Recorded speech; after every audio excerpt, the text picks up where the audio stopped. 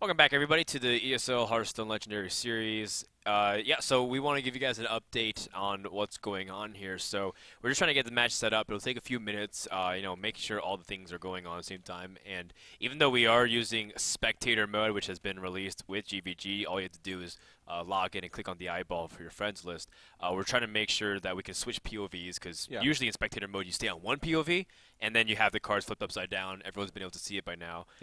But we want to make sure the viewing experience, you can see the first-person view on how they're interacting with their cards and whatnot. So we still think that's pretty valuable. Yeah, we're still trying to figure it out. It was just released yesterday, I believe, that patch came out. So not much time to be able to work with that. And a lot of cool things will be able to come from this. You mentioned earlier, not only does it help the competitive scene, but also you can go in and spectate your friends and make fun of all the bad plays that they're making. Right. Or the bad cards that they ran or drafted. That the fact is, in Arena right now, a lot of my friends are either getting 12-0s or 0-3s. And they always invite me. They're like, look at how awful my draft is, and they just look at all these really bad cards. Or they draft really good cards that do wacky things. Like yesterday, I drafted a Fel Reaver, and a Fel Reaver is a 5-mana 8/8, which every time your opponent plays a card, you discard the top 3 cards of your deck. Now, on paper, I thought, well, it shouldn't matter as long as I don't fatigue. But the emphasis, it should not have mattered. It actually did matter a few times. It won me some games because flat out they couldn't answer the 8/8. But also it lost me a few games because they just played a bunch of 1-drops and just completely destroyed my deck and I lost. So a lot of fun, wacky moments in GVG already, and I'm loving it so far. Yeah, I played against a player who ran the Fel Reaver. I actually did a 12-0 arena run, the very first arena run that I did when I unlocked GVG.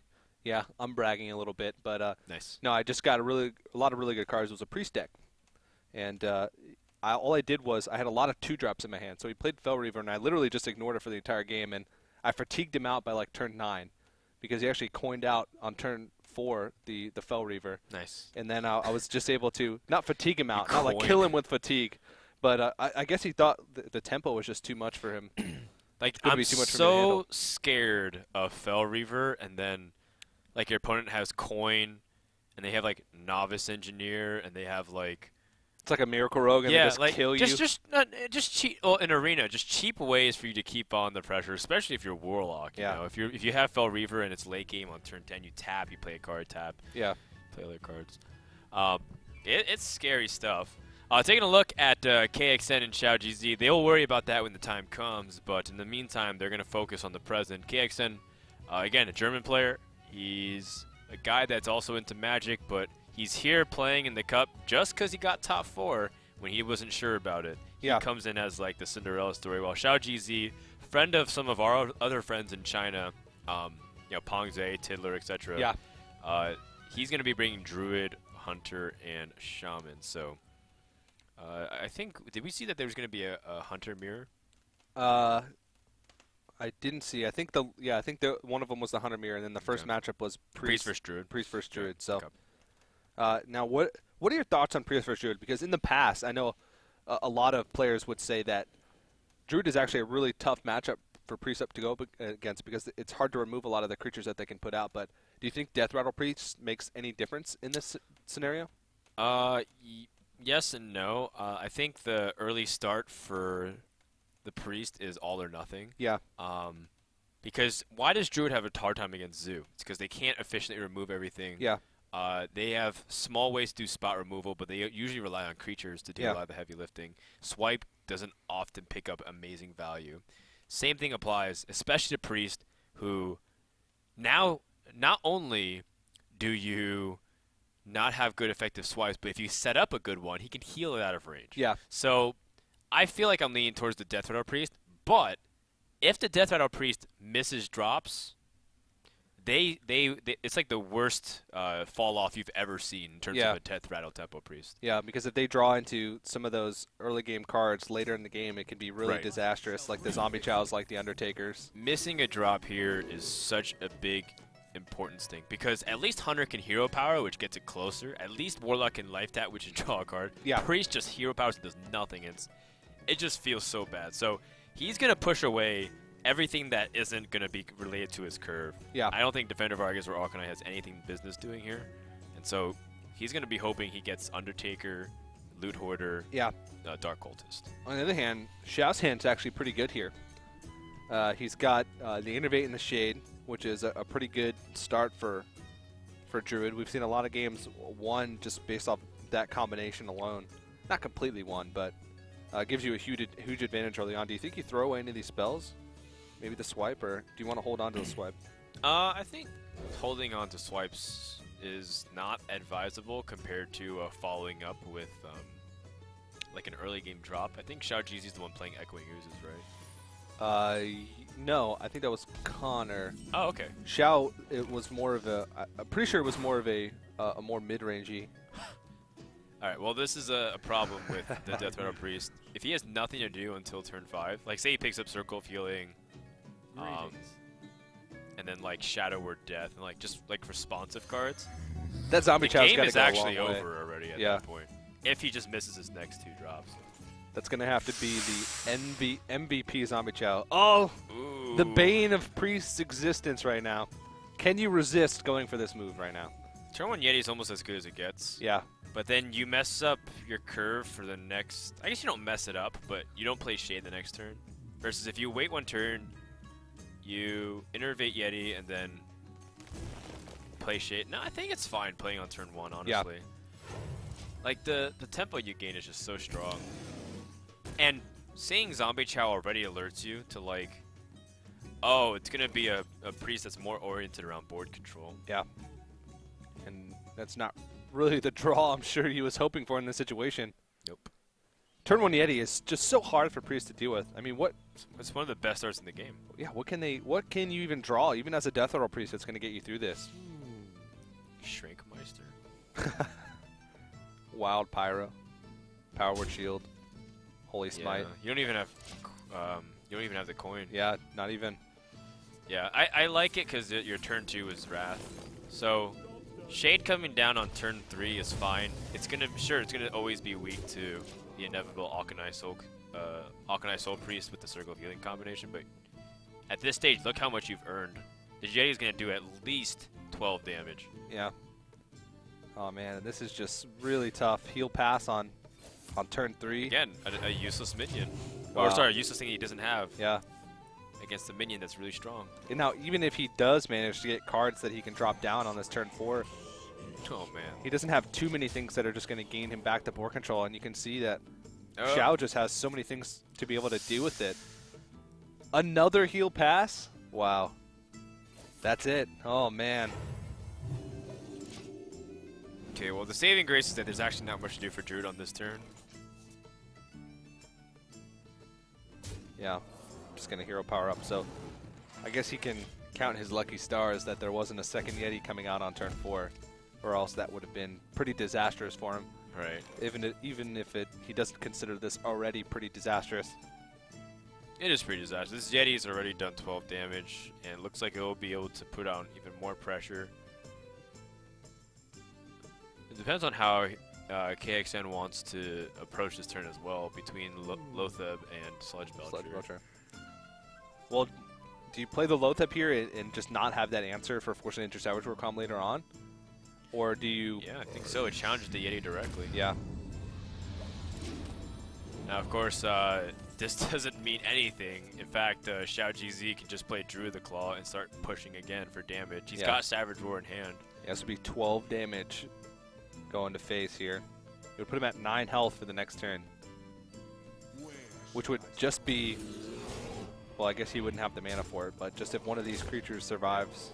No need to go super ham yet with charge. Okay. You know, make Lotheb inconvenient to get past his 4/6. And you know what? The Shade of Next Rammus is at 4 attack as well this turn. This is just so bad for KXN. The game, like I said, the game already feels like it's over. Yeah. When you just have this slow of a start. So basically, that's just the difference between playing around Black Knight and playing around Alkanai Circle. Because if you charge the Druid, you're not playing around Alkanai Circle, but if you taunt the Druid, you're not playing around Black Knight. Which is more likely. It's most likely There's 2 of each of the Alkanai. Sure. It's just the Black Knight's also not that common in Priest as well. So. Yeah. very few Death Rattle Priests will actually run the Black Knight. I mean, it's great for dealing with like Sledge Belchers, which are included in almost every deck. Well, not almost every deck, but they're just everywhere at this point, as you can see.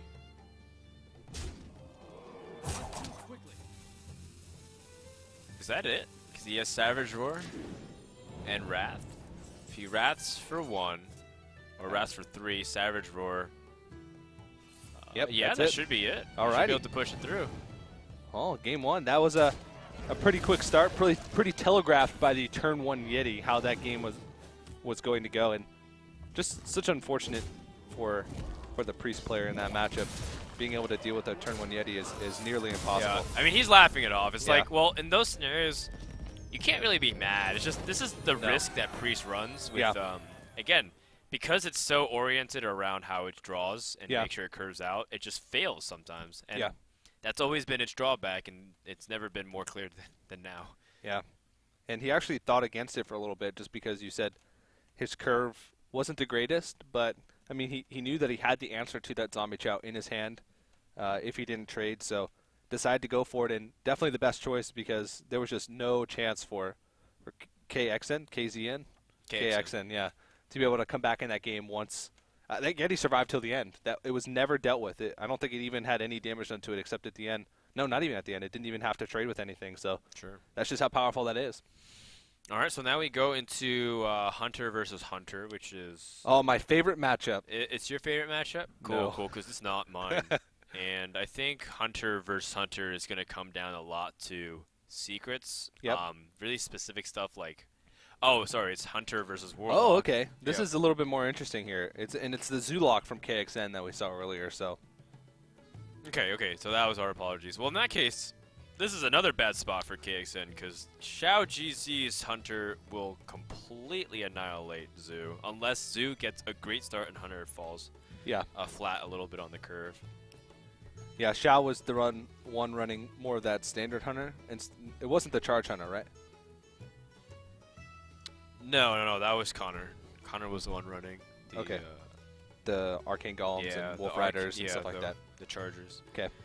The reason why is because this Hunter is so board control oriented that cards like Snake Trap, Knife Juggler, Unleash the Hounds, and they just do so much, and then Zoo can never trade, and Zoo is all about board control and trading. Yeah. That oftentimes they fall really far behind. Yeah. Life Tap only works up until a certain point, maybe once or twice, and then eventually you start accelerating to kill yourself, and then Hunter can race you better.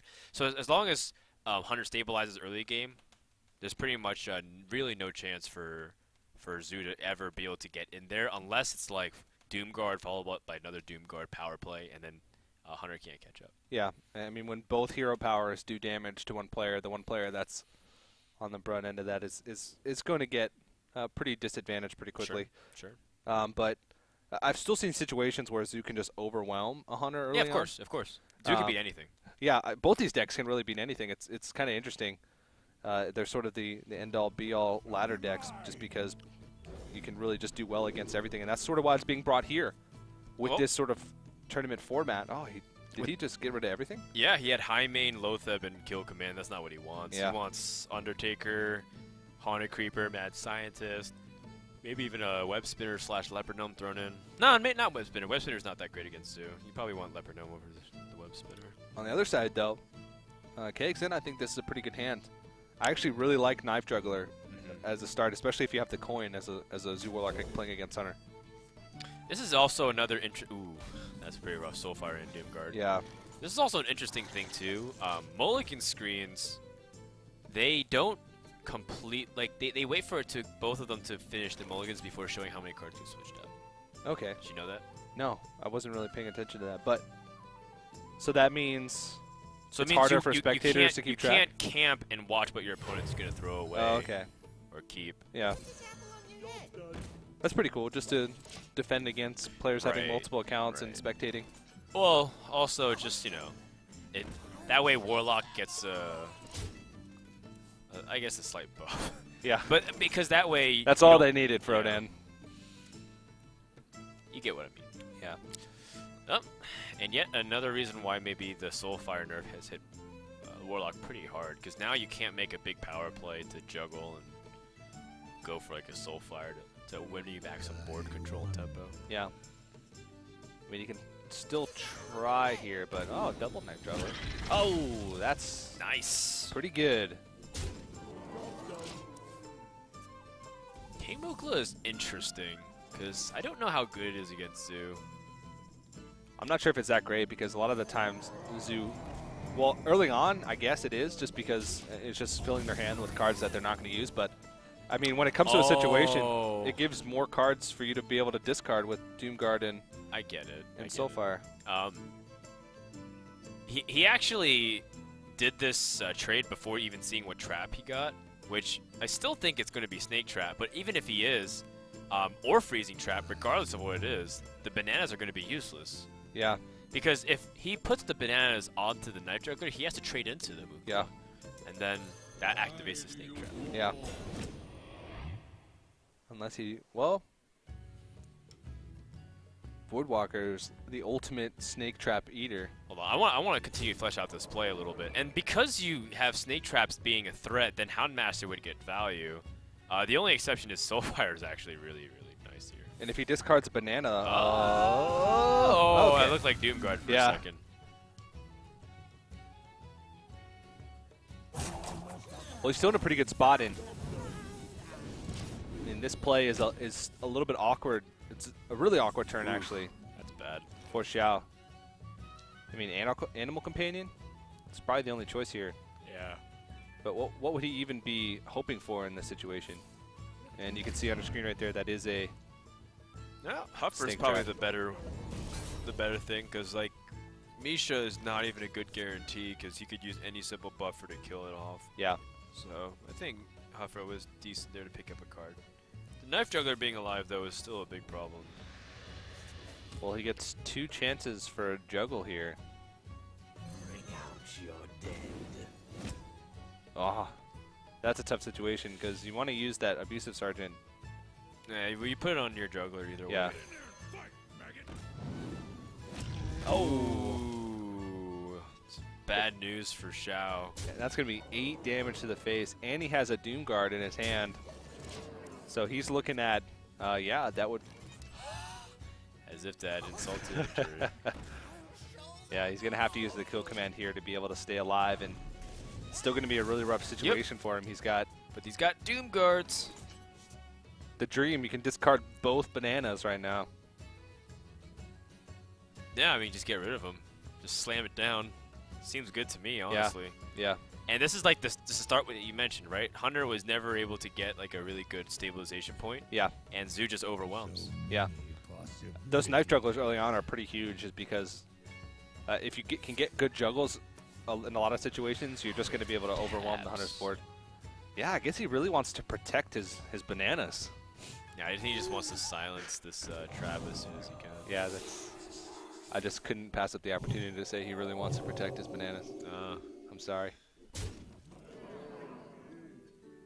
I guess that's why King Mukla's not played that much.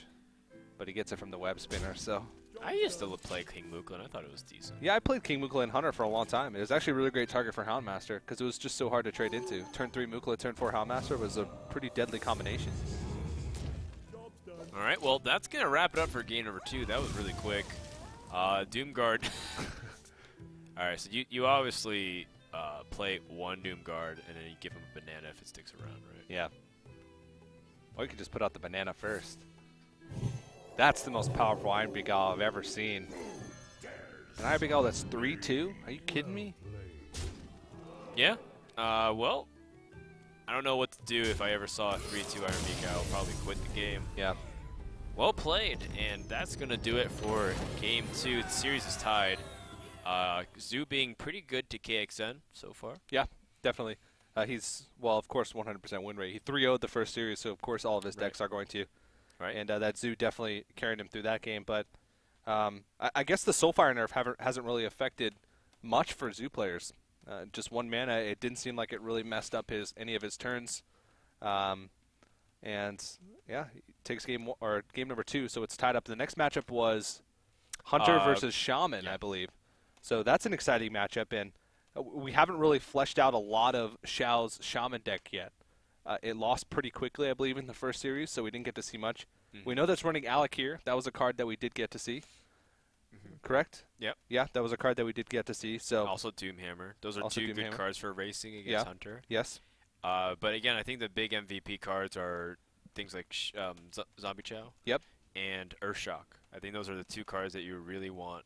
Earthshock stabilizes against Hunter very well. Yeah. And Zombie Chow is just so effective at eating everything that Hunter has early on. Yeah, it trades pretty efficiently with everything that Hunter can throw out on like turn 1, except with maybe Knife Juggler if they're on the coin.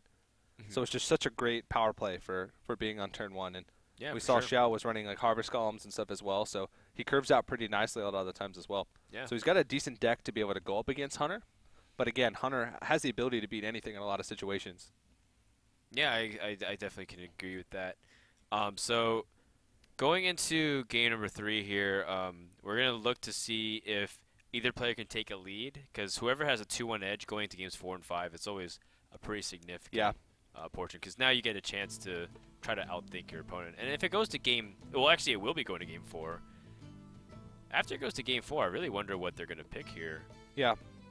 I feel like XiaoGz might lean towards his Druid deck. Yeah, that seems like the only deck that has a really good matchup against all of it, because maybe Hunter, because Druid does struggle against Zoo. Definitely not Shaman, though. Shaman seems to, at least against the Priest matchup, it's really hard for Shaman players to a lot of the times finish off Priest decks. But we'll have to see. We still have this match to go. So Shaman versus Hunter and Xiao's Shaman. And this is actually a pretty big matchup, because this is the winner's bracket final. So the winner of this does move on to tomorrow. The loser still has another chance, since both these guys won their first round games. But and that's a pretty big deal, because once you get to that Legendary Series match day tomorrow, you start gaining points. So if you place high, first, second, and third place in that Legendary Series match day, you start getting points, and the more points you get, the closer you are to being invited or qualifying for that $20,000 land final that's going to happen in February. Yeah, exactly. So I think game number 4 or game number 3 is about to begin. So let's get ready to see what these guys can bring, as we are going to flip perspectives. KXN is the Hunter player this time around. XiaoGz, he already threw away his hand. We'll have to wait till... I didn't even see what was in that hand before he threw it away. I didn't either. KXN will have to wait before we get to see what Xiao has. Yeah. But what do you keep in this hand for Shaman? Or no, for the Hunter player here? Yeah, like to against Shaman, Shaman.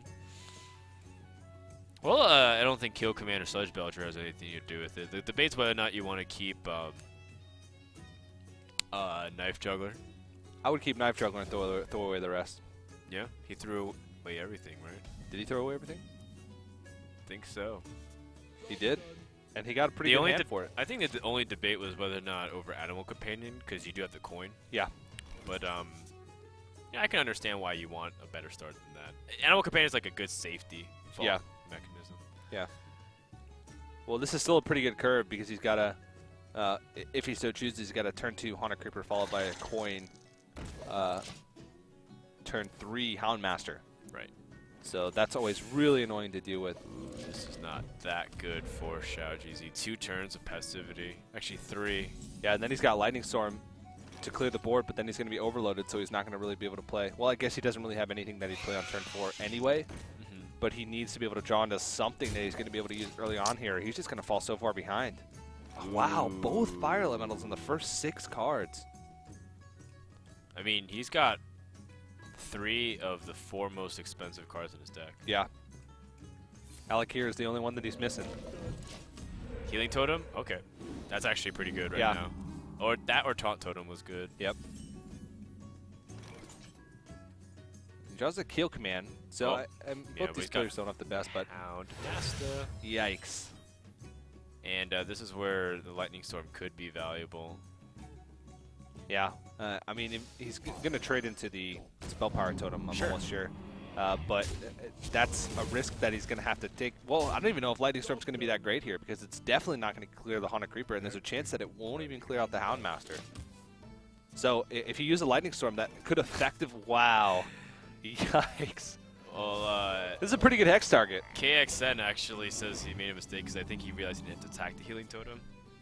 But It's okay. Yeah. Well, I guess in a situation where you're Earth-shocked, yeah.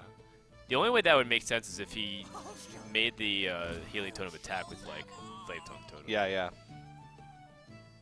I usually only find myself attacking Healing Totems in, like, Arena where those types of things matter, but I guess he thinks that's a mistake, so. All right, well, he's going to clear it this time. Yeah, I think killing Healing Totems, I think killing Totems in general, you can never really fault them on because it takes another way for Shaman to have a viable way to get out of their situation. For your bases, basically. Yep. Okay, so well, it's Lightning Storm time, right? There's just 5 targets on the field. Yeah. It doesn't get much more value than that. Yeah. He's going to do it before toteming on the off chance he doesn't roll high, but he did. Wow. So he kept Lightning Bolt just in case he needed to use it. Okay. So that would have ensured that he was able to clear that Houndmaster, where if he totem first, it would have been a little bit less of a chance for him to do it because he would have been relying on rolling a Spell Power Totem instead of just having that Lightning Bolt. So KXN sees like, wow, he rolled the 50-50 on the Lightning Storm. He got the Taunt Totem, and he just drew his Undertaker after he played all of his Death Rattles. That's a little unfortunate for KXN here. And now this, if he doesn't make an impactful turn here, then this could mean this curve from Xiao might be pretty good going into the next part of this game. Of course, he's going to be overloaded this turn, so it's going to be a little awkward for him. But he just have a few answers to this Sledge Belcher. Yeah, now that he has Earthshock, he might not have to worry about Hex. Like, he can Hex this and not have to worry about losing it. Yeah. Because the opposite of that is if he has Earthshock with like spell power, then he just Fire Elementals it and dies. So now he's going to have a lot of powerful turns coming up. Yeah. And these turns from KXN are actually looking pretty underwhelming. Oh, the most threatening of creatures. Emperor Cobra. The Emperor Cobra. He's a great creature in Arena. He's so good. Yeah. But not in this scenario where you know Fire Elemental will go down. Oh, that feels so good when you're just able to so cleanly take out something like that. And that was pretty much his whole turn besides the hero power. So, well, that's going to be pretty good because he knows he's been through both hexes. But at the same time, we haven't seen any Earth Shocks. And well, here's another saving grace. This frog is going to be so valuable. Yes, indeed. Alright, so you Drake, Earthshock, and Lightning Bolt. Yep. You might even be able to pick up something nice off this Azure Drake, too. To help you in the future turns. Yep. Well, he's got so many answers already in his hand. Harvest Golem's okay, but he's already got pretty much, well, not everything that he's going to need to win the game, but so many tools. Wow. What a great way for Shaman to rebound despite having every single expensive card in his deck. He's got all of them. Azure Drake, Doomhammer, Fire Elementals, and Alakir are literally the 6 most expensive cards in Shaman's deck. Yeah. He didn't attack into the frog. Why would because the traps. Oh, yeah, that's right. Let's see what those are. Freezing Snake. Hey, put that card down. I'm trying to load. Hey, come on, man. Okay. Oh, Snake Trap and Freezing? Yeah. Makes sense. I'm also going to smash a melon. Okay. You know what? Smash 2 melons. He's going to kill Command, by the way, because he needs to get rid of the now we're talking threat.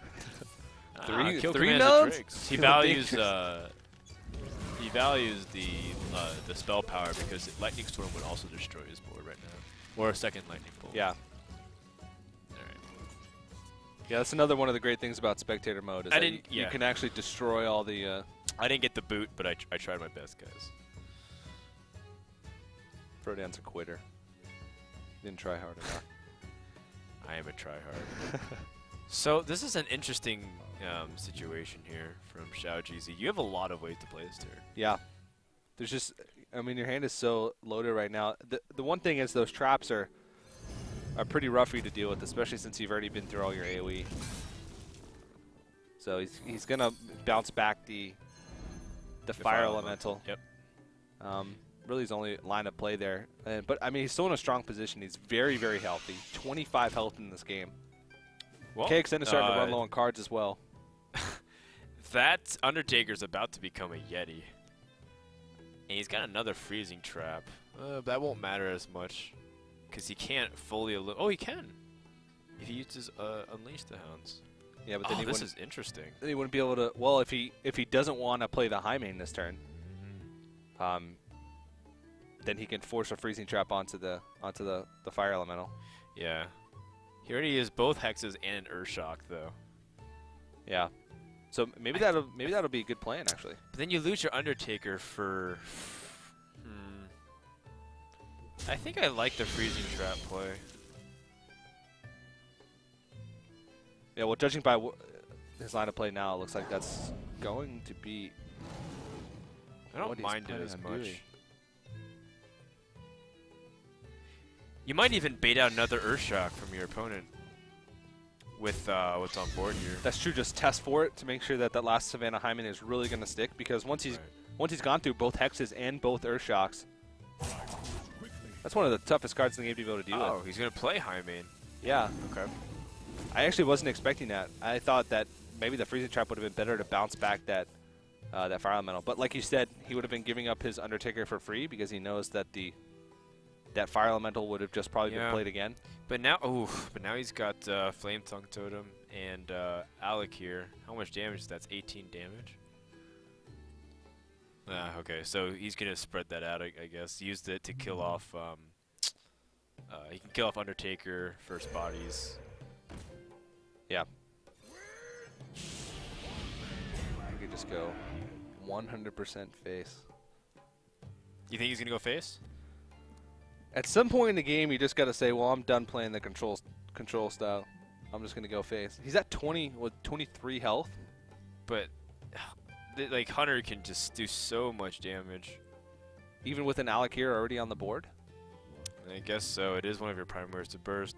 And if you put him down to, Doom 12 Hammer. health? But you don't even have potential lethal next turn if he clears your board. That's true. Doom Hammer draws to Rockbite. It's only 10 damage. Yeah. It would make sense if he's holding Rockbiter right now, and he might draw into lethal, but he could do a mix of a play. He can kill off Undertaker. There's still a snake trap on the board, though. Oh, you're right. There is a snake trap. The snake trap is a big problem for sure.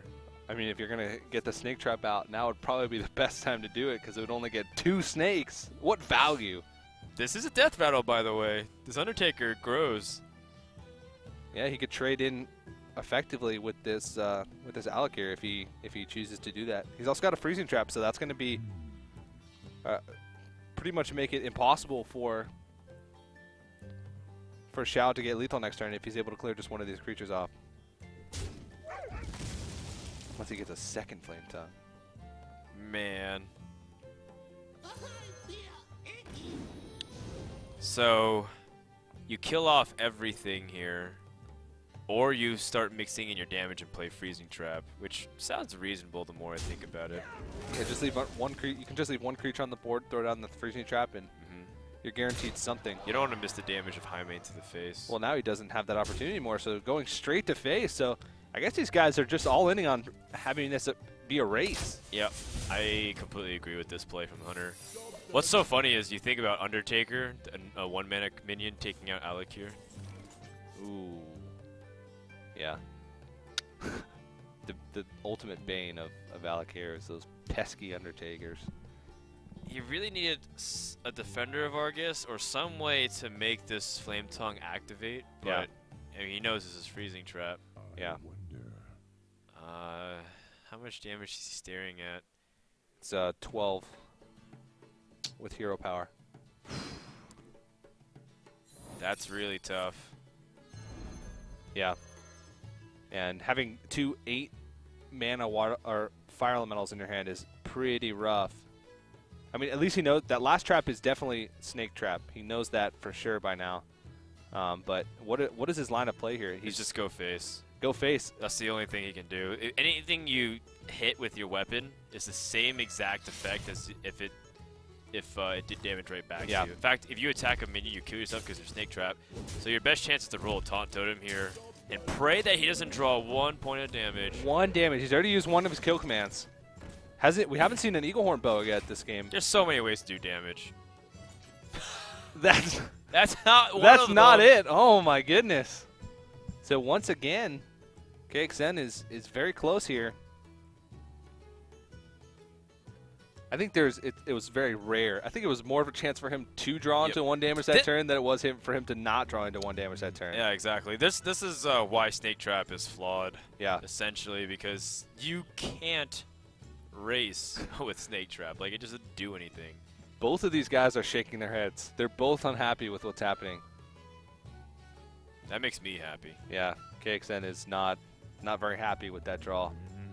1 damage off lethal, and that might even be the nail in the coffin here, because he can clear most of the board, but then that's gonna make it so he might not even be threatening lethal anymore if he does that.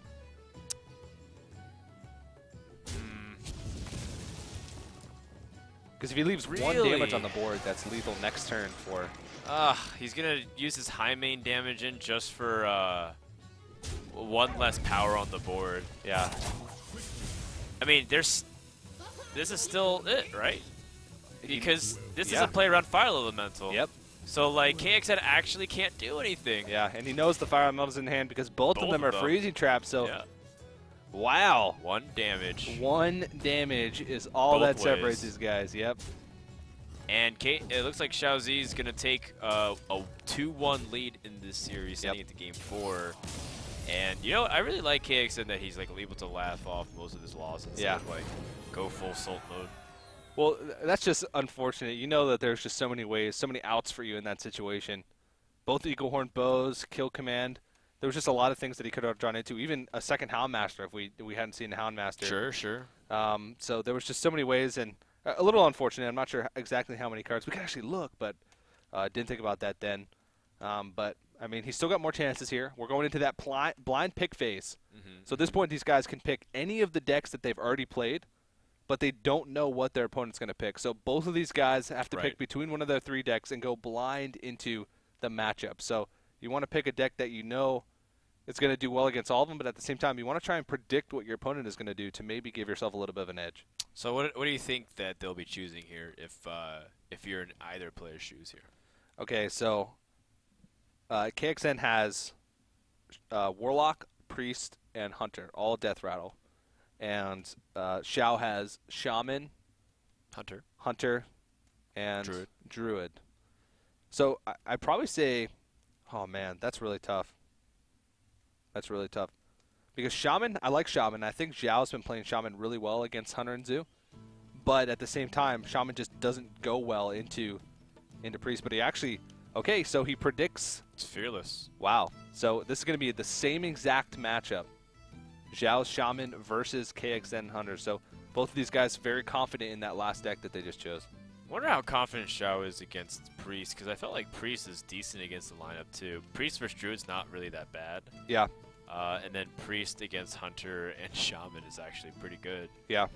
So KXN gonna lean with his Shaman, or sorry, lead with his Hunter, and then Xiao is gonna be with his Shaman. That's not what I was expecting, but you know what? Let's try it again. That matchup was really close. It came down to 1 damage for both players, and Xiao did get the better of him. So maybe this evens out, and maybe he plays into game number 5.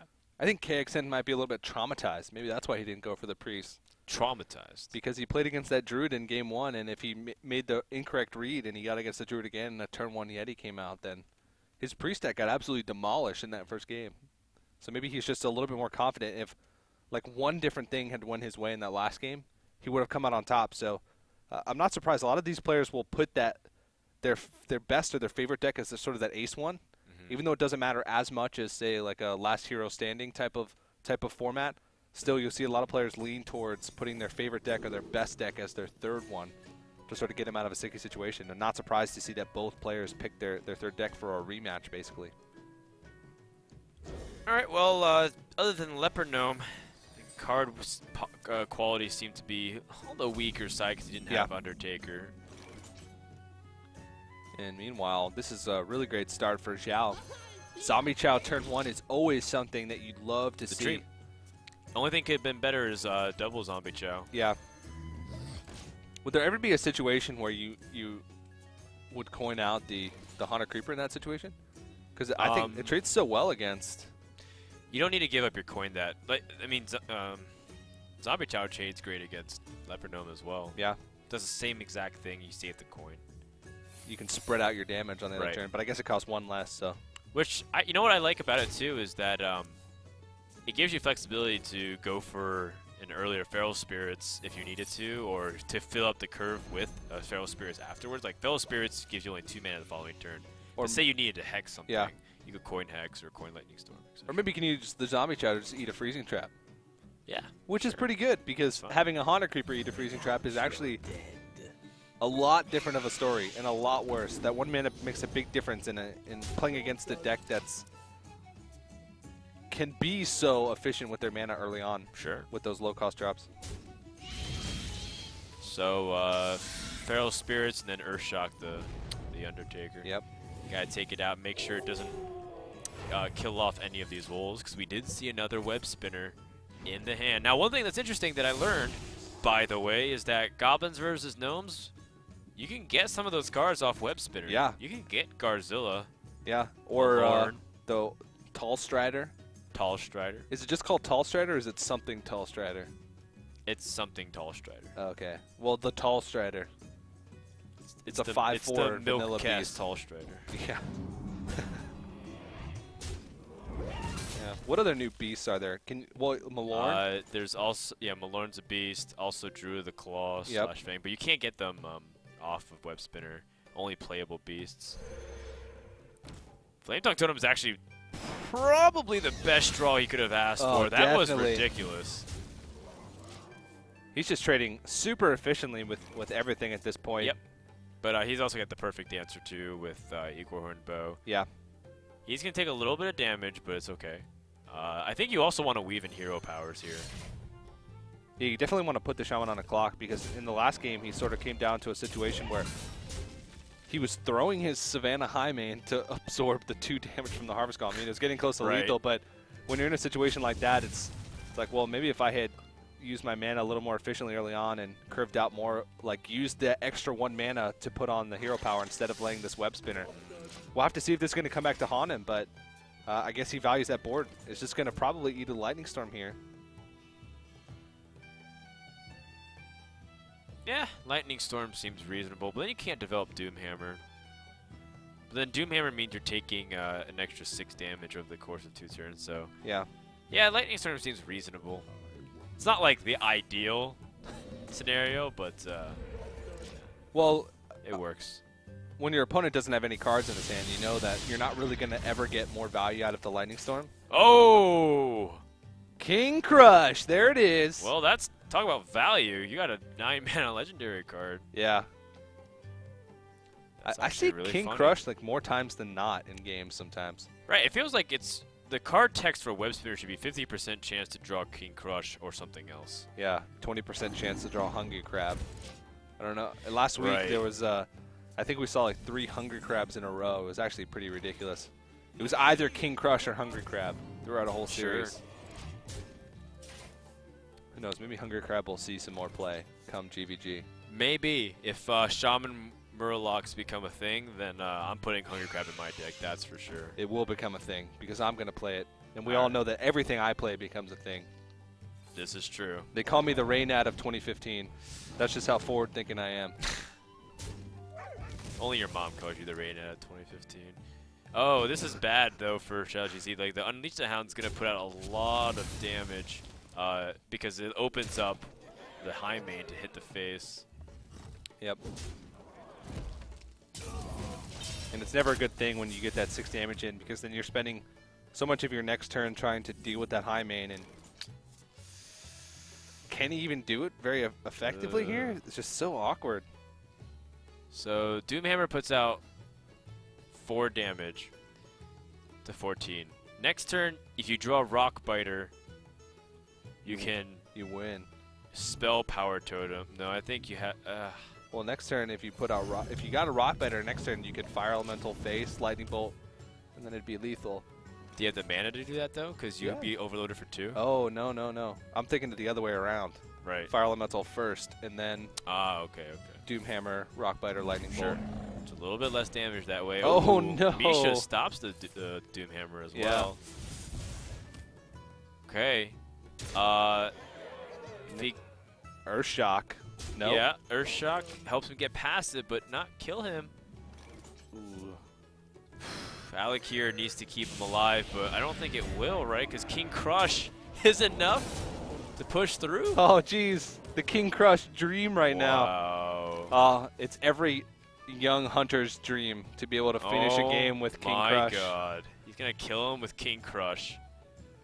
And this is just vengeance. Yeah, I want to say this is the first time I've seen King Crush end games like this, but it's really not. It actually happens once in a while. It fits his curve so perfectly, too. Exactly 9 mana. Oh, and Xiao is just, oh, man, shaking his head. He's in disbelief right now. King Crush takes the game for KXN, and he's going to tie it up. So we're going to go to game 5. Yeah, you can't be mad about that Nope. if you're Xiao. It's like, that just happened. That's Yep. Hearthstone. That's part of the reason why people enjoy the game in the first place. Yeah, it's the karma from last game for not drawing lethal on that last turn when he got a Leper Gnome. So just Hearthstone paying him back for saying, you know, you go through rough times, I'm going to give you a King Crush to get you through some good times. Well, this is going to be it. It's game 5. Yeah. It comes down to who's able to take this match and then be able to advance to Saturday's game. Exactly. And this is another blind pick match, so there is a possibility that we could see the exact same matchup that we just saw twice in a row. If these guys are that confident in their decks that they just played, if Xiao is that confident in his Shaman and KXN is that confident in his Hunter, we could end up seeing another Hunter-Shaman matchup. And it's been pretty exciting so far. 1-1 both on those guys, so I actually would like to see that just so we can sort of settle the score. Not only settle the best of 5, but settle the Shaman versus Hunter score in this matchup. Man, I'm just just so blown away about how fearless he is with Shaman. Oh, yeah. It seems to be his go-to deck when he needs to summon one. And I really thought he would be going with Hunter to start things off. Yeah. I thought it would be a Hunter mirror matchup because, or Hunter into Priest, but I did not expect Xiao to go for Shaman. He might even do it again if XiaoGz feels like he wants to go for Shaman. Yeah. Like you said. Well, he was pretty close to being able to stabilize there, but again, it's a little bit of an inconsistent matchup for Shaman, and Hunter is always, well, not always, but most of the time is going to be able to put on a lot of threat. Yep. Usually it's either really close or the Hunter blows out the Shaman is usually what it comes down to. So, okay, and it's the exact same matchup. So these guys going with what they hold true and dear to themselves, and KXN going with the Hunter. I mean, if you have Zombie Chows in your deck, you feel like Shaman's even decent. Yeah. Like, favored against Hunter sometimes. Depends. And he even got a Zombie Chow start. I think he got Zombie Chow starting both games. It's not going to always happen, Chow. Yeah. But he also didn't have an answer to a lot of the threats, including that high main. I mean, as much as we look at King Crush to be a finisher, it was the high main without an answer. Yeah. That was the big problem. If you let high main be able to hit face a couple times, it's just going to spell bad things because that damage can add up really quickly. Sure. So, again, though, it seems like in the games, both these games, Xiao has had a pretty great start. He's had a lot of great, good curves early on. Zombie Chow starting both games, I believe. In the last game, he even followed it up with like a Haunted Creeper. So, pretty great start. If he doesn't get a good start, though, it could be pretty disastrous for him. And maybe the confidence that he's feeling in his Shaman deck right now might come back to bite him. Sure, sure. Well, let's go into Game 5 and see who is going to Saturday. And starting things off, we have Undertaker finally in the hand of KXN. Meanwhile, XiaoGz has a good toolbox. I would throw away Lightning Storm, though, just because if you get a good start, you don't need Lightning Storm. But I think that's what he got off his mulligan. Yeah. So I can't tell if he threw away Lightning Storm and got it back, or threw away another card and got Lightning Storm, or decided to keep it. I think he only kept the Earthshock, to be honest. Okay.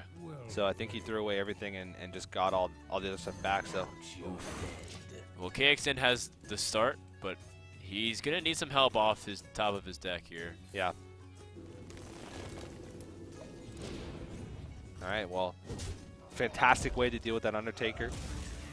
Only trading 1-for-1 with just a damage to the face, so he's got a pretty good way to curve out. And this is not the greatest hand for KXN. And once again, his hand is clogged with a lot of high-cost minions.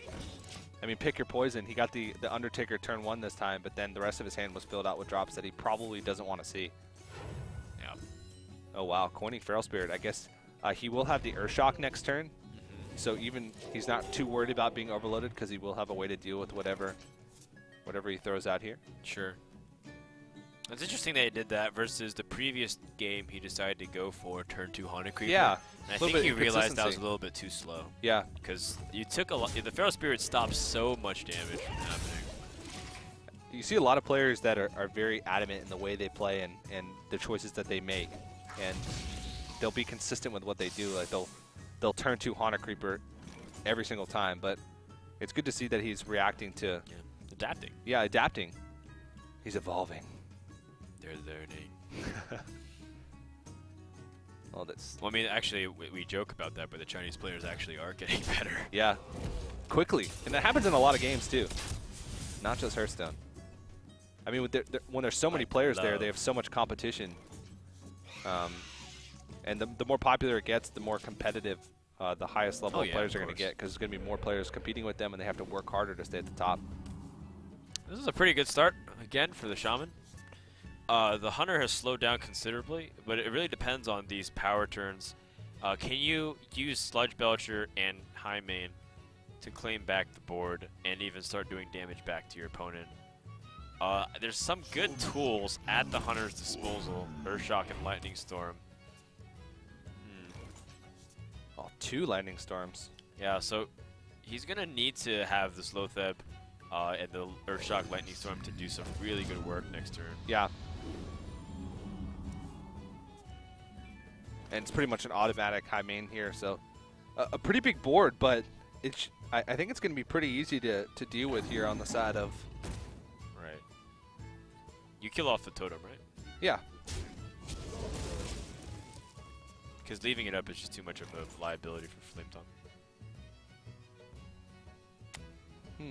Okay, well, let's see what we get off the... Oh, okay. I thought we were going to... I thought he was trying to see if he can Lightning Storm with Earthshock, but I guess if he wants to go for Defender play, he can also push through and force the High Main to trade into it. This is also another play you can look at, too. It's actually a pretty decent compromise because this way you're not overloaded for the following turn. Yeah. And it would still be a little bit awkward to clear everything with the Earthshock and the Lightning Storm. Right. And, well, I guess he still wouldn't have had the worst curve in the world because he still would have had a few plays for the next turn. But still, I think I like this line of play better. Yeah, I mean, the nice thing about it is that he's going to have to commit more to the board if he wants to Lightning Storm. Yeah. Right? So, like, he's going to play some of these smaller creatures. He's going to Haunted Creeper, not Haunted Creeper, Iron Beak Owl, the spiders. It's like he can just catch more. Gotta catch them all. Did you play the new one? No. Sad boys. It'll be fine. Oh man, double Lightning Storm is available, but I think he might only need one. He can't even yet Azure Drake Lightning Storm. That's unfortunate. Yeah. And wow, actually, Lightning Storm complicates his mana a lot. Yes, indeed. Because he doesn't really have any other play besides Totem Lightning Storm or double Lightning Storm. Actually, because of the way the mana worked out, I think in the previous turn I would have liked him to go the opposite way then, because he would have had mana to just use a 5-drop here. Yeah. Like Azure Drake or Doomhammer. I guess he was expecting to draw into something maybe a little bit more impactful. Oh! Yikes. Wait. Yeah, that's bad. Oh, that's just such a bad feeling. Now the silver lining is that he's still up in cards and Hunter is drawing dead. But that is painful. Yeah. Because now if that was High Main number 2, or if these web spinners draw High Main number 2, that is bad news. KXN realized he got very fortunate there. Earthshock and the Hex and a Lightning Storm. Well, I guess the Lightning Storm caught other creatures, but he used both of those to remove one High Main off the board. Yeah. So in reality, you look at that Earthshock and it was just wasted. It was useless. So we'll see what he's going to draw off these web spinners, but I think what he does draw, since his hand is so empty right now, is actually going to be a pretty big deal. Okay, well, XiaoGz wants to pick up Rock Biters and stuff. He needs to convert this Doomhammer into a win. Yeah. Okay, second Hex is not bad, actually, because he knows these web spinners are going to draw beasts. Haunted Creepers. Oh, Timberwolves, wow. which is actually good with Unleash the Hounds. But Not good. Not that great without Unleash the Hounds. It's still a kill command enabler. Yep. I think you tuck this bad boy down in your pocket and just hero power to victory here. Yeah. And at least he's going to get at least some activator for this Houndmaster. So it's not the best of turns, but definitely I'm sure that KXN wished he got something maybe a little bit better from those web spinners. Can't get King Crush every time, even though it feels like it. No, sir. Lightning Storm again. Guaranteed kill. Here we go, and start pressuring right back. You're going to deal 9 damage. Dang, that's so much. And now that he has Doomhammer, he still can Rock Biter if he draws it next turn. This needs to be Unleash the Hounds coming out from Hunter. Yeah. No, no, no. Oh gosh, how do you even go about this turn? Yes. Do you have to Hunter's Mark preemptively? So that way it's not like an easy trade. No, it doesn't matter. No, because you can still easy trade no matter what you do with the Zombie Chow or the Azure Drake. So, I mean, this is really just, I don't even know. Because either way, the Shaman only needs to draw into 2 damage, I'm sorry, the next turn. Because he's got 11 on board. Maybe he can even get an Earthshock to do the same thing that Silent Storm did and get rid of his Haunted Creeper to get 2 more damage on the... Yep. Oh, and that's it. No, he doesn't have the mana for it. Not enough mana. But there's still some really good news. The good news is that he's not going to die. His opponent's holding 2 cards, though, and it might be scary because of kill command potential. So he might kill this Mad Scientist. Oh, he's going to Hex Mad Scientist. That's also a great play, too. Makes total sense. Yeah. So he effectively kills it by hexing it.